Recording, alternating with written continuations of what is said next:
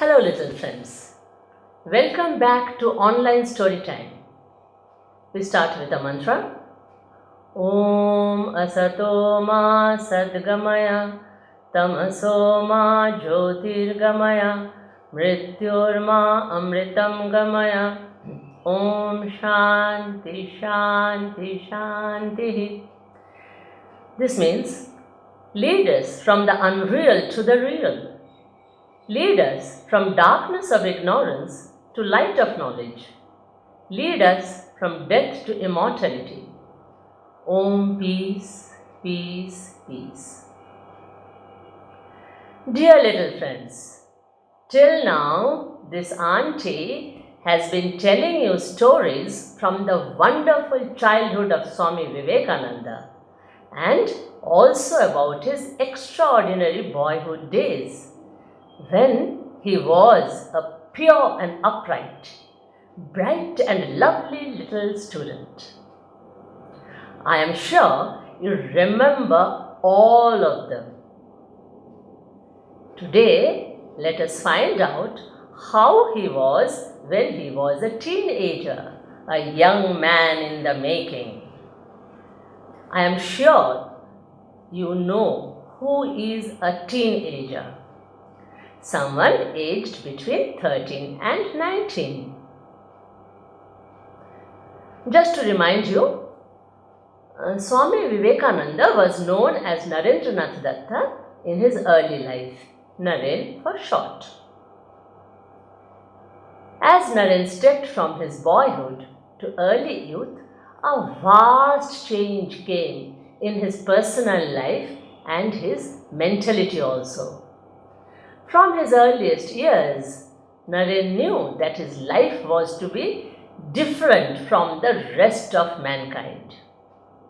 Here, I ask you to recall that when he was growing up, Naren used to have a dream quite often. He would dream that he was a king and all the treasures of the world was under his command. And then he would see that he was able to give up everything and become a monk. Now, when Naren was a teenager, we see the blossoming of these two aspects of Naren's personality, the king of the world and the all-renouncing monk. Naren was always bright and handsome, but now even his appearance was becoming manly. He was getting that self-confident royal bearing which you see in his photos. Yes, this made him noticeable wherever he went. He was like a king, as though he was born in a royal family. He spoke with an authority, and his expressive eyes, those who met him even once, never forgot the strange power of his eyes. He was energy personified. On the one hand, as Naren was growing up, he turned into an all-rounder. He was a gifted young boy. He became an athlete and an excellent musician. He charmed his friends with his classical-based sweet singing. And he achieved a wide range of scholarship in philosophy, in history, social sciences, arts, literature, and other subjects also. In any social gathering, he was the soul of that. And he was a brilliant conversationalist also. His exceptional intelligence soon caught the attention of the teachers and classmates. According to his professors, Naren was a genius. Reverend William Hastie, the principal of the Scottish Church College where he studied, wrote about him, "Narendra is really a genius. I have travelled far and wide, but I have never come across a lad of his talents and potential. He is bound to make a mark in life." See? But all such achievements and praises did not make Naren proud.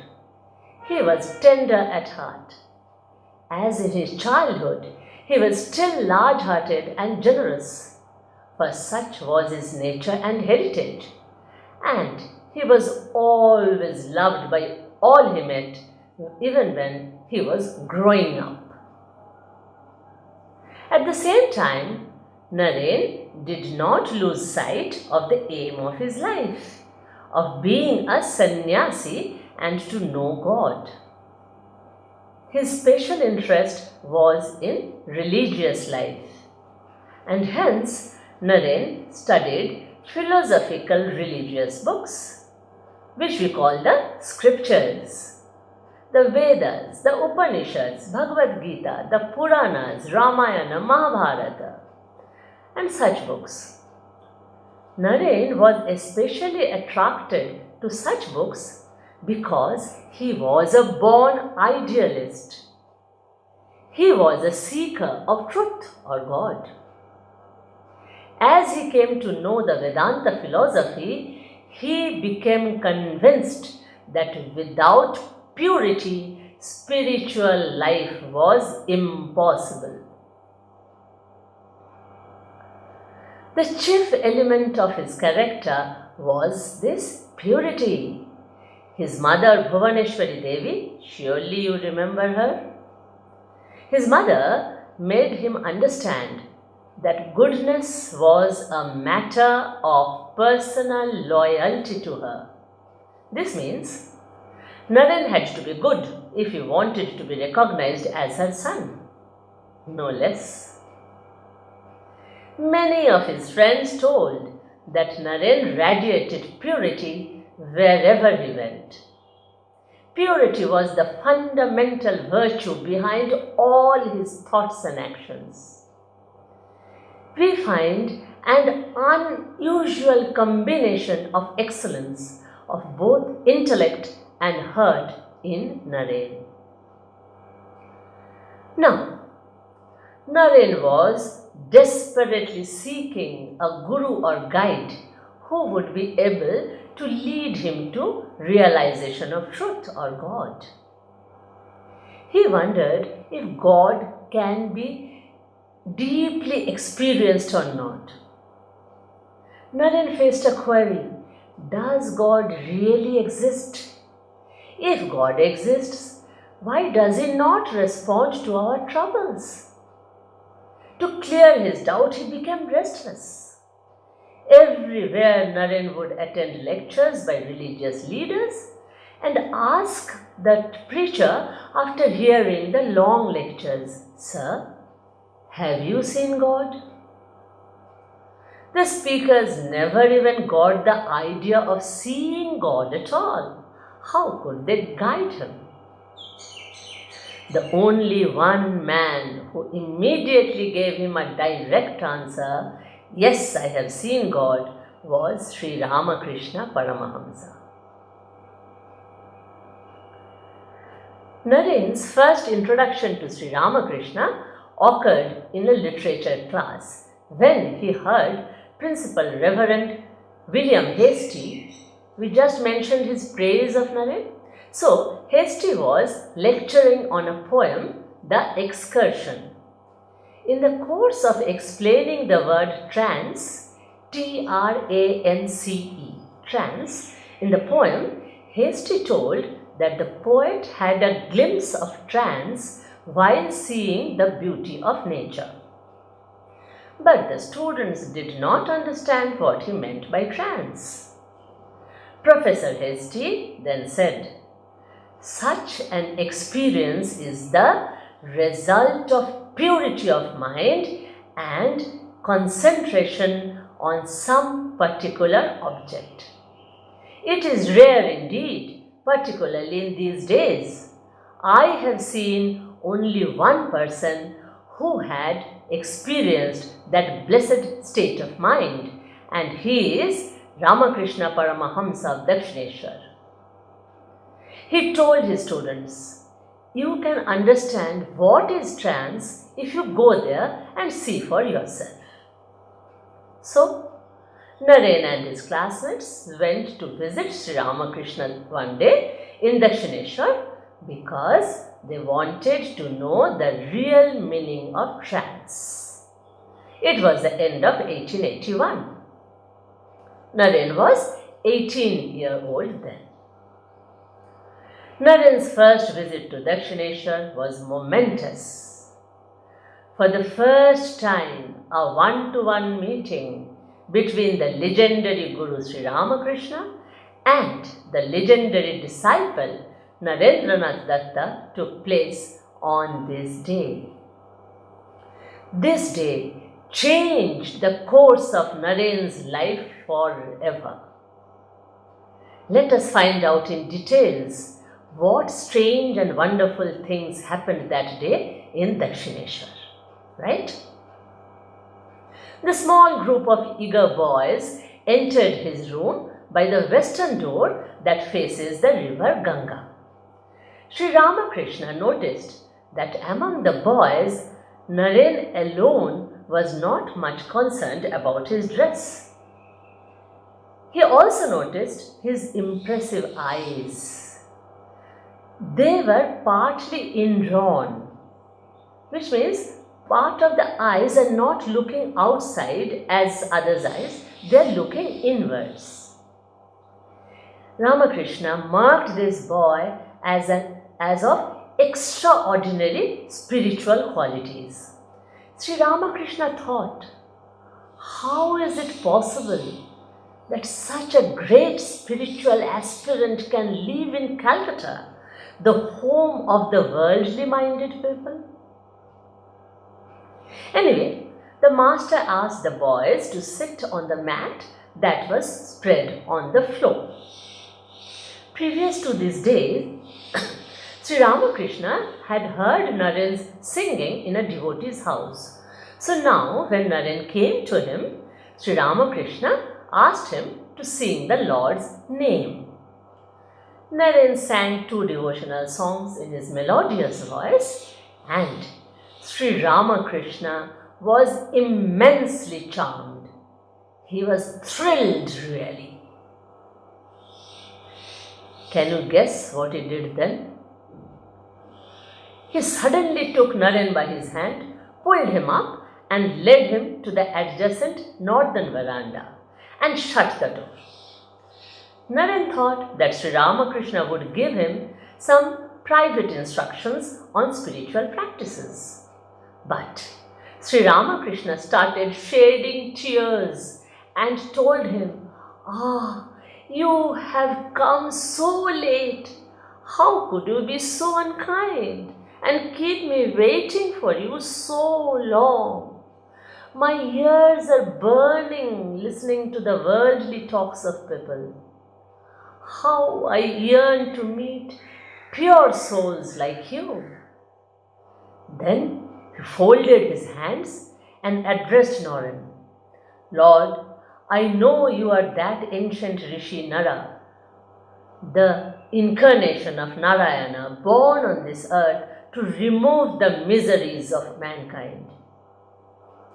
SriRamakrishna obviously was referring to his vision of Saptarishi Mandal from where he had brought Naren to be his messenger and work for the welfare of the world.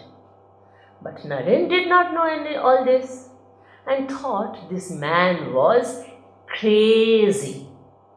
He was stunned at being called Nara Rishi. He thought, what is this sadhu speaking about? I am Narendranath Datta of Shimla area of Calcutta. I am son of Vishwanath Datta, and he is telling I am Nara Rishi, the incarnation of Narayana. What is the meaning of all this? After that, SriRamakrishna brought sweets, sugar candy, butter, etc. in a plate and fed him with his own hands. Naren tried to tell him that he would like to share those sweets with his friends. But SriRamakrishna told him, they will have later, you alone eat this. He stopped feeding him only after Naren finished them all. Then he caught hold of Naren's hand again and told him, promise that you will come alone to me soon again. Naren was shocked by all this, but he agreed somehow. So, you note here, in the first meeting itself, Naren was accepted by SriRamakrishna with so much tenderness, eagerness and love.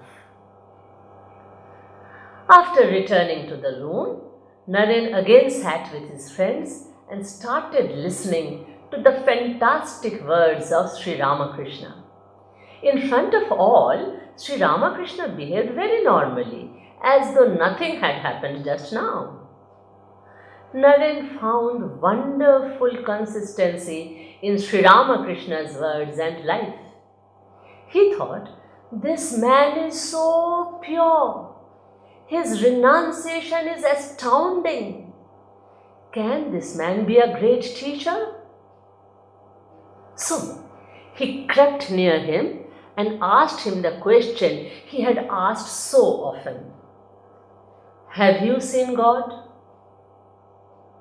Yes, I see him just as I see you here, only more intensely. God can be realized.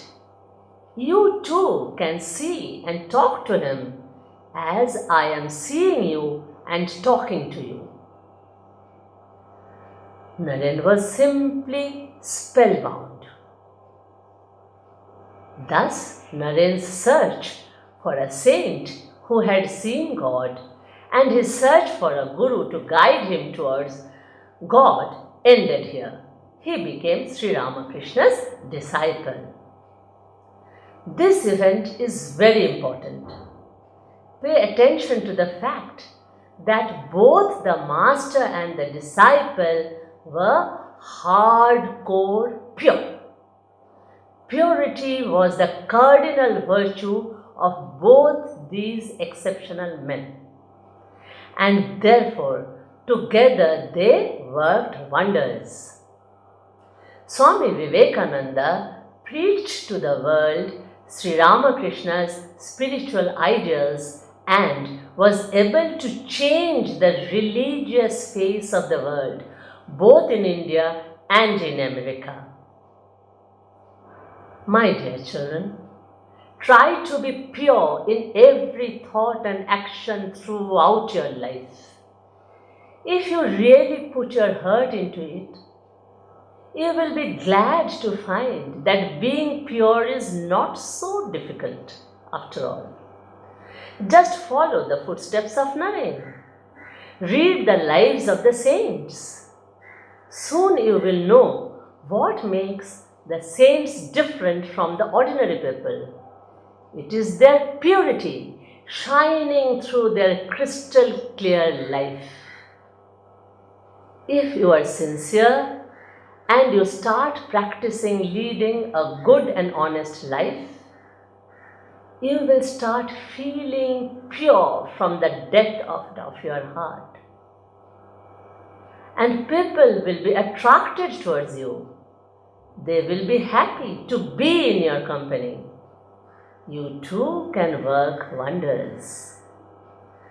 My dearest little boys and little girls, you have the ability within you to change our rotten world.